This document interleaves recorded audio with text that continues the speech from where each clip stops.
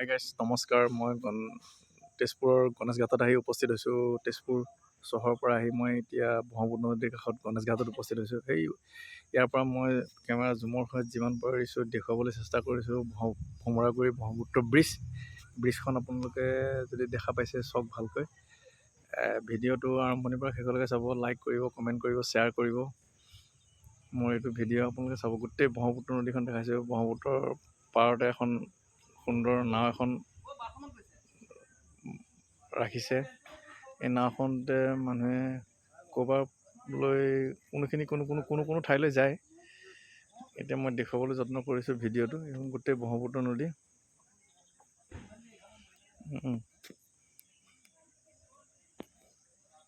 যত্ন কৰিছোঁ, ভিডিঅ'টো চাব। মোৰ ভিডিঅ'টো স্কিপ নকৰিব।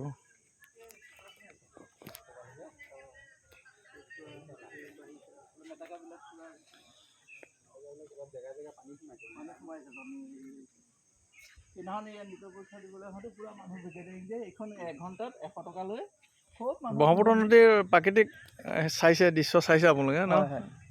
দাদা অকণমান কিবা কিবি কওকচোন এই তেজপুৰ চহৰখনৰ বিষয়ে অলপ। আৰু ইয়াত আহি তেজপুৰ চহৰ মানে আমি ইয়াৰ নহয়, নগাঁৱৰ। তথাপিও জনাৰ ভিতৰত ধৰক উমানন্দ কি কয় এই মহাভৈৰৱ, বিশেষকৈ মহাভৈৰৱ থান আছে বিশেষভাৱে। ঊষা অনিৰুদ্ধৰ পাৰ্কখন আছে অফিচৰ লগত। এনেকে কল পাৰ্ক এখন আছে। এনে প্ৰাকৃতিকভাৱে চহকী জেগা আৰু তেজপুৰ। দ্বিতীয়তে মানে কি পৰিষ্কাৰৰ ফালৰ পৰা মই আহি এইটোৱে দেখিছোঁ। কেইবাবাৰো প্ৰথম দ্বিতীয় স্থান পাইছে তেজপুৰে গোটেই ভিতৰত।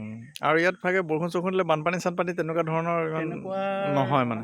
তেনেকুৱা বানপানী নহয়, কাৰণ এই জেগাখিনি দেখিছোঁ ওখতে আছে, হয় নাই বাৰু? ব্ৰহ্মপুত্ৰৰ কিছু সহায় আনি আছে বাৰু। আগতে এইখিনি জেগা আপোনাৰ গণেশ ঘাট বুলি কয়, বিখ্যাত জেগা আৰু তেজপুৰৰ। এটা ভাল প্ৰাকৃতিক মনোৰমৰ এটা সুন্দৰ পৰিৱেশৰ সুন্দৰ জেগা আৰু ইয়াতে ধৰক বিভিন্ন সময়ত বিভিন্ন মানুহ আহি, বিশেষকৈ গণেশ পূজাৰ সময়ত ভিৰ বেছি হয় বাৰু। গণেশ পূজাৰ সময়ত ভিৰ বেছি হয়। আচ্ছা। ইয়াতে সেই মানুহ ওলাই আহে ল'ৰা ছোৱালী লৈ। ইয়াত আহি অকণ বহুত প্ৰাকৃতিক পৰিৱেশ এটা লয়, যান জঁটৰ পৰা আঁতৰি আহি। সেয়াই আৰু এইফালে ধৰক মই তাকে অকণ আহি ৰৈ চাবলৈ আহিলোঁ। আপোনালোকক দেখা পালোঁ। দুই এজন মানুহ থাকিলে ভাল লাগে, কথা পাতি ভাল লাগে। আৰু অকণমান ভিডিঅ' চিডিঅ'বোৰতে মানুহ চানুহ থাকিলে বনাবলৈ ভাল লাগে।